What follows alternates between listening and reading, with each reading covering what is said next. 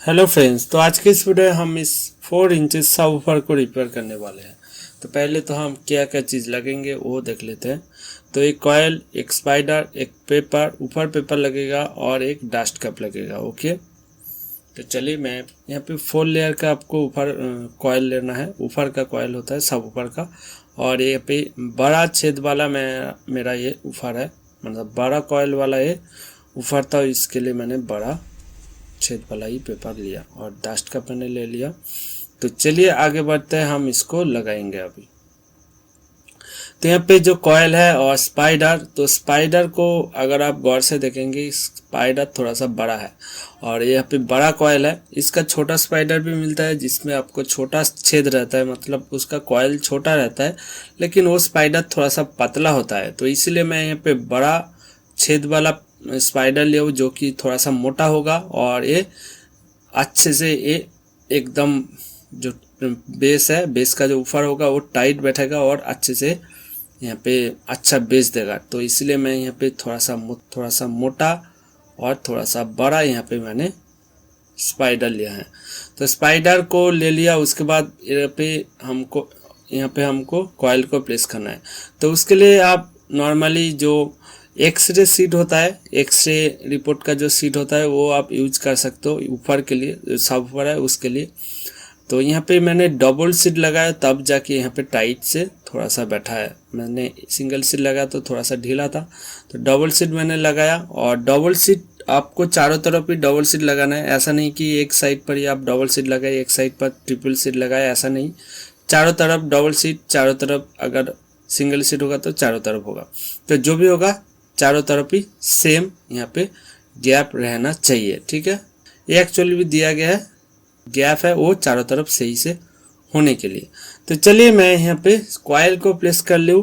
Coil का जो 70% हिस्सा है वो अंदर रहना चाहिए, 40 to 30% बाहर की तरफ रहना चाहिए। सबवूफर के केस में कॉयल थोड़ा सा बाहर की तरफ ज़्यादा रहता है, जैसे कि 40% तक यहाँ पे बाहर की तरफ रहता है, जैसे कि इसमें मैंने किया। उसके बाद मैंने कॉयल को प्लेस करा और यहाँ पे हमको स्पाइडर लगाना है।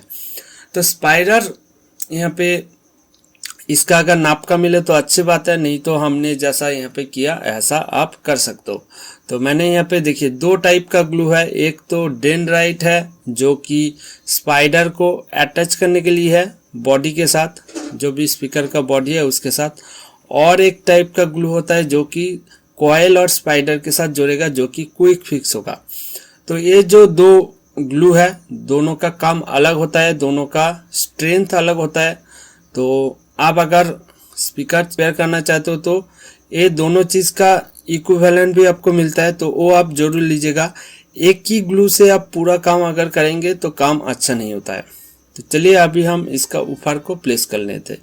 तो ऊपर को प्लेस करने के लिए यहाँ पे चारों तरफ हमने ग्लू लगा दिया, उसके बाद अच्छे से प्लेस किया। और जो यहाँ पे चूड़ी है उसको भी हमको इसके ऊपर प्लेस करना है। तो प्लेस करने के बाद यहाँ पे सारा कुछ आपको सीधा ही में करना है, ये चीज़ आप जरूर ध्यान रखिए। जो भी कॉयल का वायर का प्लेसिंग है, जहाँ से आउटपुट होगा वायर, तो उसको आपको सीधा ही में करना है। तो यहाँ पे मैंने थोड़ा सा देर के लिए यहाँ पे प्रेस करके रखना होगा। तो वैसे आप इसको, तो उसके बाद मैंने यहाँ पे जो चारों तरफ है वहाँ पे मैंने क्विक फिक्स लगाया। तो कॉयल का जो भी मेन हिस्सा है, कॉयल के चारों तरफ आपको क्विक फिक्स लगाना है और आपको ये 24 आवर्स के लिए छोड़ देना है। 24 hours later. तो अभी हम इसका जो लीड का कनेक्शन है वो करेंगे। तो एक ही दिन में अगर करेंगे तो हो जाता है, प्रॉब्लम नहीं है, लेकिन एक दिन में तो आप चला नहीं पाओगे।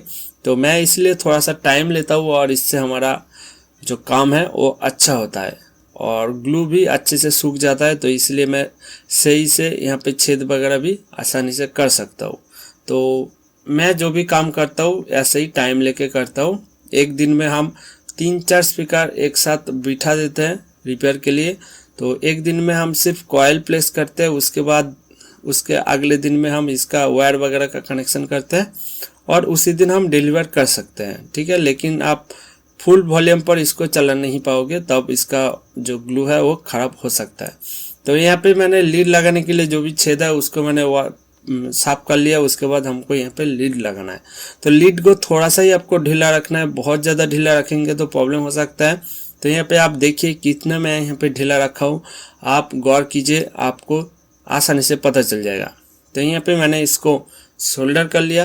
तो अभी हम इसका जो दूसरा वाला लीड है, हम इसका बाहर की तरफ से घुमा के, यहाँ पे आपका जो लेंथ है, मैं तो यहाँ पे सिर्फ हमारा एक्सपीरियंस से मैंने यहाँ पे इसको जो लेंथ है वो मैंने चूज़ किया। वैसे ये भी डिपेंड करता है कि स्पीकर के ऊपर, तो जो भी मेरा एक्सपीरियंस है उस हिसाब से मैंने इसका लेंथ मैंने यहाँ पे पिक किया।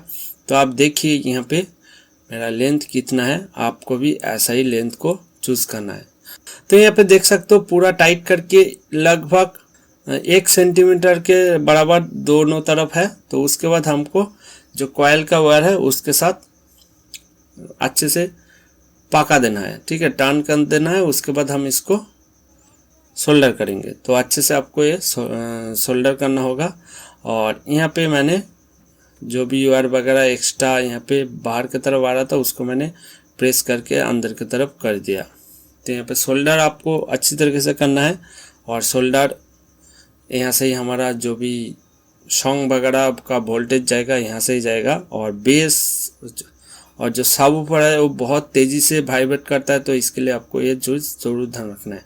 तो उसके बाद इसके ऊपर भी आपको क्विक फिक्स लगाना है। तो ऐसे करके हमारा ये कंप्लीट हुआ। तो उसके बाद हमारा इसका डस्ट कैप लगाना है। डस्ट कैप मैंने यहाँ पे जो चूज़ किया, यहाँ पे थोड़ा सा ये हाइट बड़ा है कॉइल का, लेकिन फिर भी यहाँ पे लग गया। तो डस्ट कैप को आपको डेनराइट से लगाना है। जो ग्लू का यूजेस है आपको ये चीज़ ध्यान रखना है। तो ग्लू का यूजेस के हिसाब से आपका जो स्पीकर का परफॉर्मेंस और लॉन्जेविटी आपका ग्लू के ऊपर डिपेंड करता है, ठीक है। 24 hours तो आप later. देख सकते हो कितना ज़्यादा यहाँ पे अच्छे से चल रहा है। लेकिन ये सबवूफर के लिए अभी सर्किट नहीं दिया गया है, सिर्फ यहाँ पे सबवूफर एक नॉर्मल बॉक्स के जैसा ही चल रहा है। तो ये अच्छी तरीके से काम कर रहा है। तो चलिए वीडियो को यहाँ पे ख़त्म करते हैं। अगर इससे रिलेटेड कोई भी जानकारी चाहे तो आप कमेंट बॉक्स में ज़रूर कमेंट कर देना। और आगे ऐसे वीडियो देखने के चैनल को ज़रूर सब्सक्राइब करना। आज के लिए इतना ही, बाय।